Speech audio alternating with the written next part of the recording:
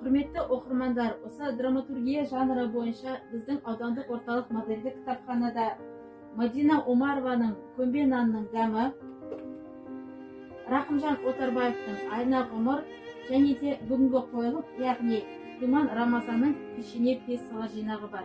Келіп оқыңыздар. Думан Рамазанның «Пешене» пьесасында Қайырбектің отбасы туралы айтылады. Осы шығармада автор қазіргі қоғамдағы тақырыпқа қалам тербеген. Қазақта мынадай сөз бар ғой: жақсы әйел күйеуін төрге сүйрейді, жаман әйел төрге сүйрейді. Қош келдіңіз. Қалыңыз қалай? Көргенсіз, не істеп жүрсіз үйде? Неге келмеске, өз үйімізді.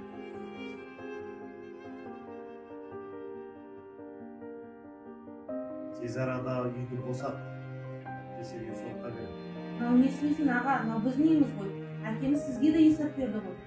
Қайдан көрдің қыз баланы үйге қалдырған? Үй менікі, болды. Қайырбектің іс-әрекеті әйелінің сөзінен шыға алмай, бір әке мен бір анадан туғандардың арасын ашады ма? Өзінің әке-шешесі көзі тірісінде қарындасына алып берген үйді әйелінің айтуы бойынша тартып алады ма?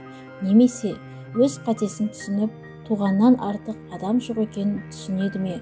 Осы пьесаның немен аяқталғанын білгіңіз келсе, біздің кітапханамызға келіп оқуыңызға болады. Шығарма қалың оқырманға арналған.